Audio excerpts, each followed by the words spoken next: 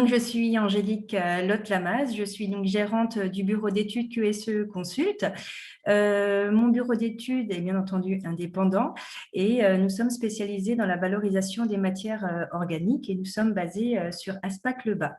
Nous sommes donc deux ingénieurs qui travaillons sur des plateformes de compostage, des unités de méthanisation. Nous accompagnons nos clients à travers les études de faisabilité et des études technico-réglementaires. On met en place également les plans de maîtrise sanitaire et les démarches HACCP pour répondre à la réglementation en termes de sanitaire. On réalise également toute la partie dossier de demande d'autorisation ou d'enregistrement au titre des ICPE et nous pouvons également présenter des formations liées à l'hygiène alimentaire, la méthanisation et le compostage. Merci Estelle de pouvoir passer à la diapositive suivante. Donc, ce matin, j'aimerais vous présenter le contexte de l'étude sur les solutions de déconditionnement des biodéchets emballés et leurs performances, la méthodologie qu'on a employée et finir sur le recensement des fournisseurs d'équipements et unités de déconditionnement en fonctionnement. Alors, au niveau du contexte de l'étude, il faut savoir que nous avons été mandatés par l'ADEME pour réaliser cette étude. Cette étude a été réalisée avec le bureau d'études EREP, un bureau d'études suisse, ainsi qu'un autre partenaire qui est le bureau d'études Engeli Engineering. Il faut savoir que les données techniques issues de cette étude ne peuvent pas être actuellement communiquées car l'étude va être prochainement publiée. Je n'ai pas encore la date malheureusement, mais avec l'accord de Monsieur Julien Thual de l'ADEME, je peux tout de même vous présenter la méthode utilisée et recenser donc les fournisseurs et les unités de déconditionnement en France. Au niveau du contexte donc, de cette étude, bien entendu, l'objectif de cette étude était d'inventorier, de classifier, de décrire et de comparer les performances des différentes technologies de déconditionnement, ainsi que de présenter les installations de déconditionnement. Le but était vraiment de contribuer au développement de la filière de valorisation des biodéchets.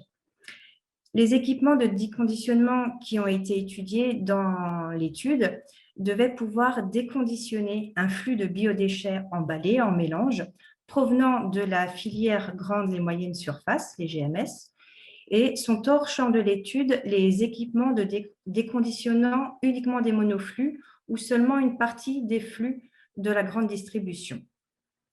Il faut savoir que l'étude se base sur une enquête bibliographique, sur l'analyse des entretiens menés avec les acteurs du déconditionnement et la visite de 5 installations de déconditionnement choisies par l'ADEME et par l'Association agriculteurs méthaniseurs de France, sur lesquelles des essais ont pu être réalisés.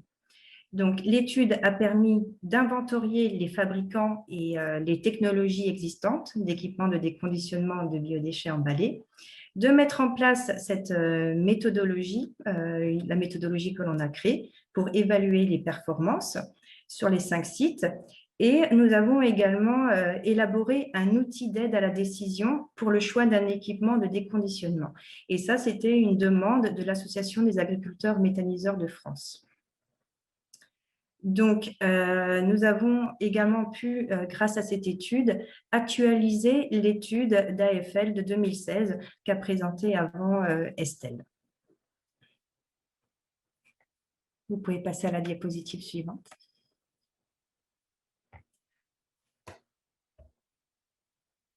Est-ce que vous pouvez passer à la diapositive suivante, Estelle, s'il vous plaît? Estelle.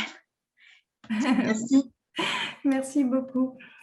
Alors, au niveau de la méthodologie d'évaluation de performance, bien entendu, nous avons donc étudié plusieurs critères et nous avons retenu ces critères principaux qui sont présentés sur cette diapositive.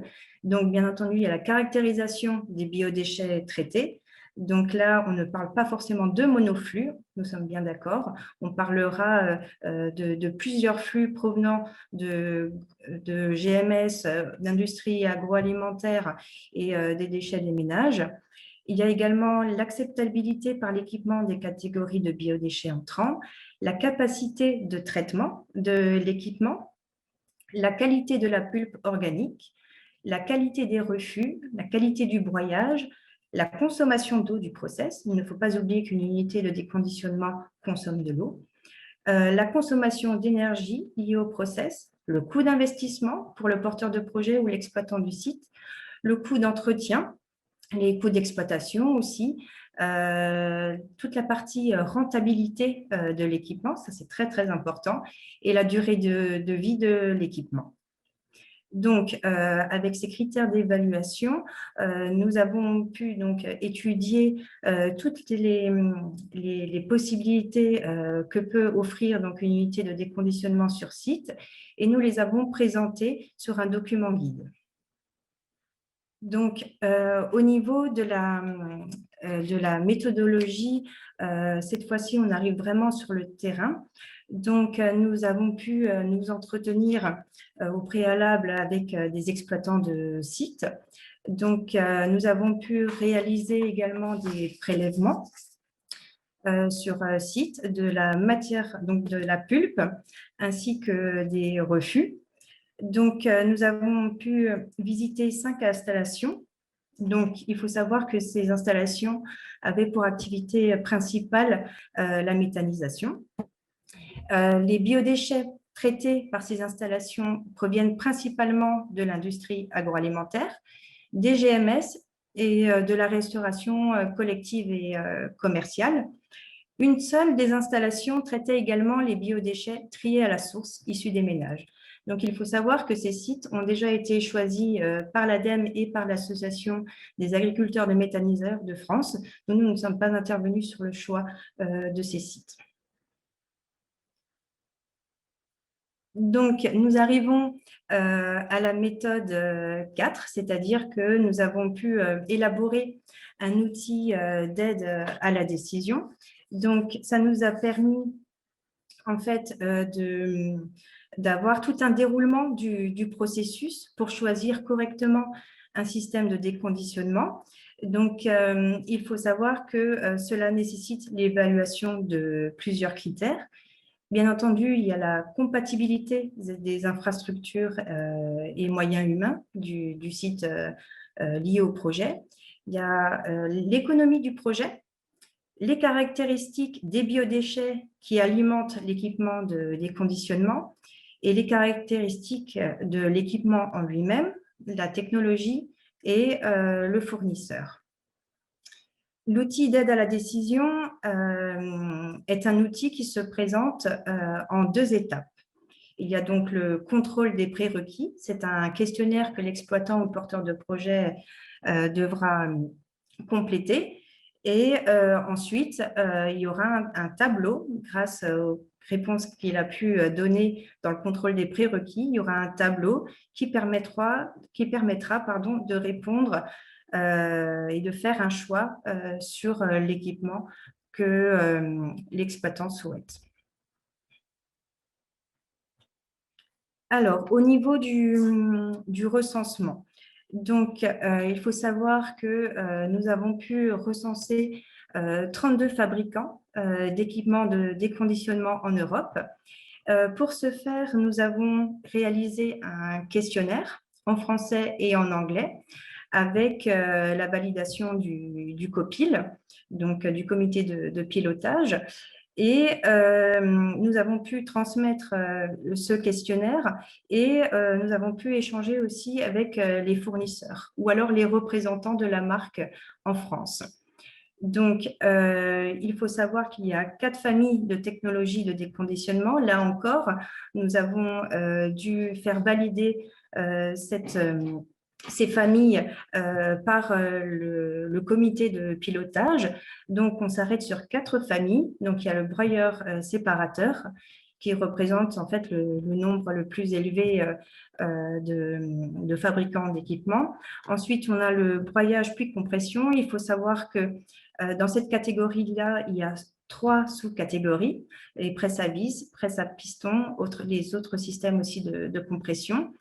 Il y a, les catégories hydromécaniques, les ouvre-sacs. Autrement, nous avons pu voir qu'il y avait 2 fournisseurs, mais par contre, nous n'avons malheureusement pas pu identifier leur technologie. Ils n'ont pas souhaité répondre à nos questions. Donc, au total, nous sommes bien à 32 fabricants. Ensuite, pour le recensement. Donc, nous avons pu recenser en France et au 24 avril 2020, 43 installations de déconditionnement. La plupart sont situées sur des sites ayant comme activité principale la méthanisation, 53%.